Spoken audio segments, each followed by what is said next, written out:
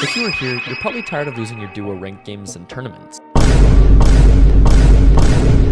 Don't worry, because in this video, we're going over everything you need to do to improve and become a better duo. By the end, you'll know how to work with your partner to dominate every fight and match. So stick around until the end for a special surprise that could change how you play. Alright, let's dive right into it. The first thing is the importance of teamwork and your synergy. Your drop spot, loot choices, and in-game strategies all depend on how well you and your teammate work together. Teamwork and synergy are everything when it comes to duos. Even if you're not the most skilled players mechanically, a well-coordinated duo can outplay stronger opponents. Start by deciding your roles before the match. Will one of you be the aggressive fighter, while the other focuses on support, or will you both share responsibilities evenly? Having a clear game plan keeps you on the same page from the start. Next, communication is the foundation of teamwork. Use short and clear callouts to share enemy positions, item locations, and rotation plans, and avoid unnecessary chatting during intense moments. Investing in a good headset and ensuring your mic settings are crystal clear will make a big difference in your comms. Remember, trust and understanding between you and your teammate are what make a duo so strong. Make sure to practice together in creative mode or in scrims and ranked and even tournaments to get better. Building trust takes time, but it will pay off in clutch moments when you both know what to expect from each other. Spend time reviewing past games to identify areas for improvement, such as missed callouts or uncoordinated pushes. Next, choosing the best drop spots. Picking the right landing spot is super important in duos. You'll need enough loot for both players, so aim for areas with plenty of chest spawns and materials.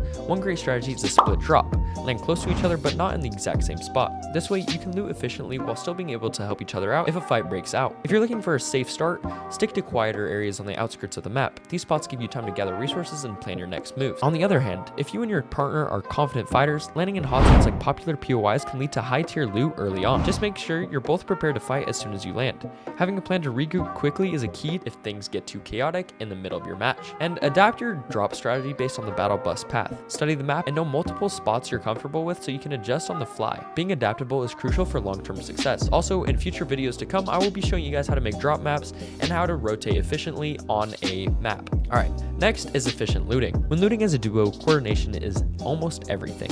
Split up just enough to cover more ground, but stay close enough to help each other if needed. Share your loot and resources so both of you are equally prepared. For example, one player can focus on gathering weapons while the other prioritizes shields, healing items, and materials. It's also important to have complementary loadouts. If one of you is carrying a lot of shield, the other one should be carrying an extra weapon, as well as ammo and mats. This ensures you're prepared for any situation, whether it's quick escape or an extended fight. And always communicate what you're missing. Whether it's shields, ammo, or specific weapons, this allows you to make better decisions about loot distribution. Remember, a well-equipped duo is much harder to defeat. Building in duos is more about than just protecting yourself. It's about keeping your partner safe too. So practice creating structures that work for both of you, like shared boxes or double-layer defenses. If you're under fire, one player can build walls while the other heals or fires back at the enemies. And offensively building together can overwhelm your opponents. For example, one player can build aggressively to pressure the enemy, while the other focuses on finding angles to deal damage. So spend time in creative mode once again practicing these strategies to improve your coordination and how you guys are going to build together. And in late game scenarios, building efficiently becomes even more critical. So conserve your materials by sharing them equally or planning out your rotations carefully. A duo that builds together, stays together, and wins together. Next is game sense. In duos, being aware of your surroundings is even more critical. Always listen for audio cues like footsteps, gliders, or gunfire. Use visual sound effects if it helps. Share everything you hear or you see with your partner, so you're always working with the same information. Rotations are another big part of the game sense. Stick together when moving across the map and use natural cover or builds to stay safe. Avoid areas where you're likely to run into multiple teams at once. If you get separated during a rotation, focus on regrouping as quickly as possible.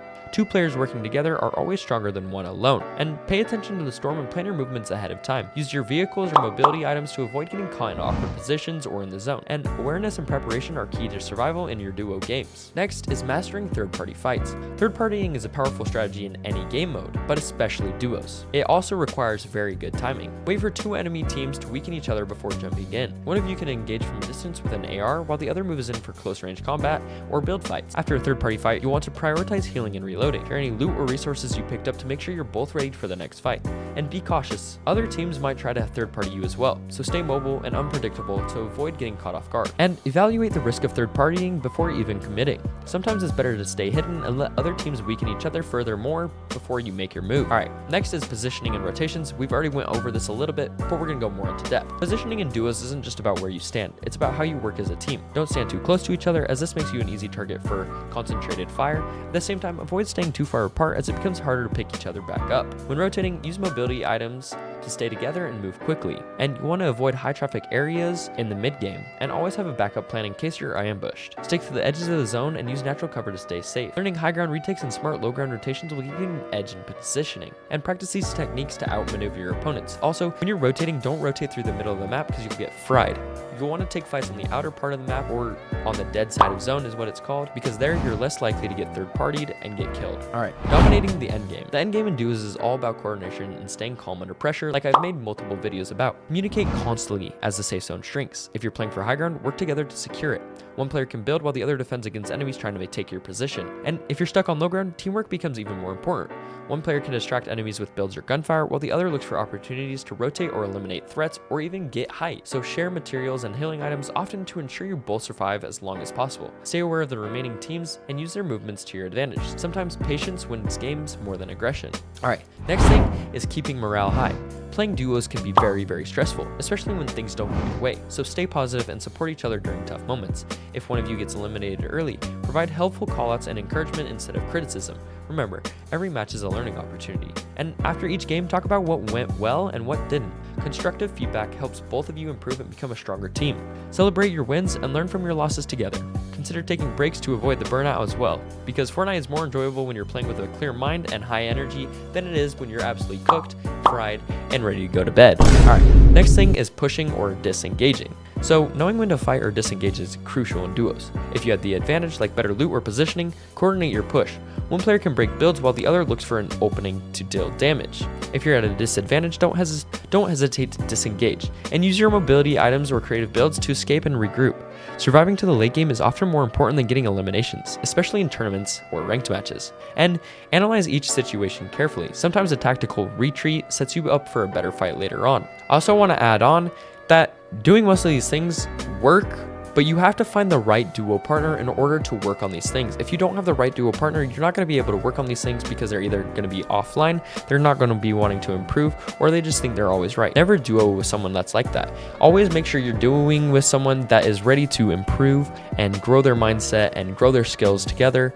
Also, make sure they can spend good amount of time on the game, because if they can't, then you're going to be spending more time on solos than you are going to be on duos, which will also cause more burnout in duos, because eventually you're just going to be so done with solos and duos at the point where you're just going to give up. So always remember, find the good right person to duo with before you try all these things out. Alright, mastering duos in Fortnite is all about teamwork, communication, and strategy. And by choosing smart drops, coordinating your loot and builds, and staying in sync during fights, you can constantly improve your performance and secure those wins. Remember, playing duos is not just about winning, it's about having fun and sharing epic moments with your friends. Also, make sure your duo is one of your friends, because that will make everything a lot easier. And if you found this guide helpful, check out my channel for more tips and tricks and strategies to dominate in Fortnite. Don't forget to like and subscribe, and leave a comment with your favorite moments down below.